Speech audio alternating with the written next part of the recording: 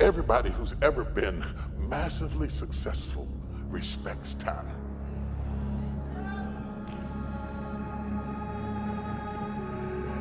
Time is money.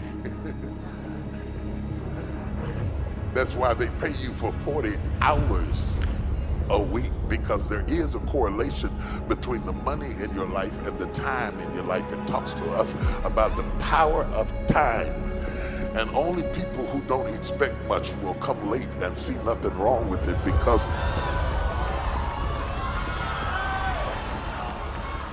busy, successful people will not allow the hemorrhaging of their time. My time has got to be respected. You can waste my car, you can waste my clothes, you can waste my house, but whatever you do, don't waste my time. Because I can get another car, I can get another house, I can get some more clothes, but you can't give me back that hour you made me sit up and wait for nothing. Slap somebody and say, don't waste my time. Until you stop wasting time, stop asking God for money.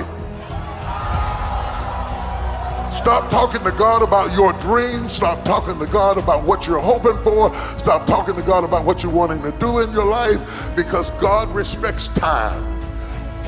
He is the God of time. I'm gonna take my time tonight. I feel this thing coming. He is the God of time. He created time. Time did not create him. He created time. Yes, he created time. And the evening and the morning were the first day. He created time because God is a circle. He is a circle. He sits on the circle of the earth. He's a wheel in the middle of a wheel.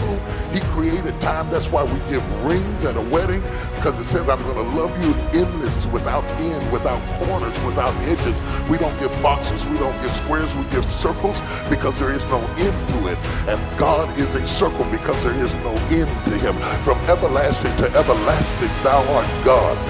God is a circle, and when he spoke and opened up his mouth and said, let there be, everything that he spoke came out spinning. Everything that he spoke came out in a circle. That's why the earth is a circle. That's why the sun is a circle. That's why the rotation is a circle. That's why the galaxies are spinnings of circles and circles within circles within circles, because God is a circle, the everlasting, eternal, immutable, unchanging, everlasting God is a circle without beginning or end of days.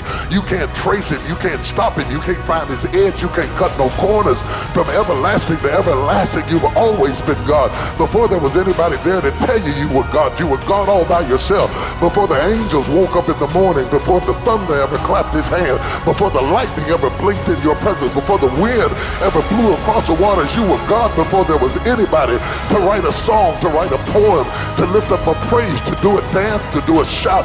You don't need my shout to be God. You were God before there was anybody there to tell you you were God. You were God in the beginning. God! And everything we know about time, we got it from imitating God. That's why if you have a traditional watch and you open up the face of it, you will find that your watch is a combination of wheels spinning. Because the only way to determine time is by the speed of the spin. The speed of the spin, the speed of the spin. The speed of the spin determines time. It determines evenings and mornings and days and nights and hours and seconds and minutes. It's the spinning of the wheel. It is the speed of the twist. It is the speed of the turn. It's the speeding of the turn determines the time, the seconds, the minutes, the hours, the days, are all a combination of wheels within wheels within wheels within wheels turning. And everything on your wrist is imitating everything over your head. Feel it, but the ground you're standing on is spinning. It was spinning when you were driving over here. And as long as it's spinning, the force of the spin is what causes a gravitational pull that stops you from being lifted up off of the atmosphere. Because when things are spinning, it holds you down. And you've been asking God to stop the spinning, but the spinning is necessary to keep you in place. Do y'all hear what I'm saying? Touch somebody, just say time, time, time. It's about time, it's about time, it's about time. Until you honor time, God won't pour into you. He won't bless you. He won't release you until you respect time. He won't invest in you like he really wants to do, because what the Bible here is teaching us is to respect time. Woman, my hour has not yet come means Jesus had a schedule. He had a daytimer, he had a planner, he had an agenda. He knew exactly where he was. He knew what time it was in his life. For everything, for every purpose under heaven, there is a time and a season for every purpose up under heaven. You've been praying for purpose, but you disrespect time? How can you change seasons while you disrespect time? Because time is controlled by seasons, and seasons are controlled by time. Until you respect time, you can't have a new season. That's why you've been stuck for the last 10 years in the same old place, because you don't respect time. The moment you start respecting time, you can change your season. I don't know who I'm talking to, but you're on the verge of a revolution, revolution. You're getting ready to revolve. You're getting ready to go through a metamorphosis. You're getting ready to switch into something different than what you were before. And everybody who knew you like they knew you is going to have to go into culture shock, because God is getting ready to rotate you into a revolution. A revolution. You're getting ready to change the way you think, the way you move, the way you live, the way you plan. So walk over to somebody like a pickup line and say, do you know what time it is? Excuse me, I hate to bother you, but do you know what time it is?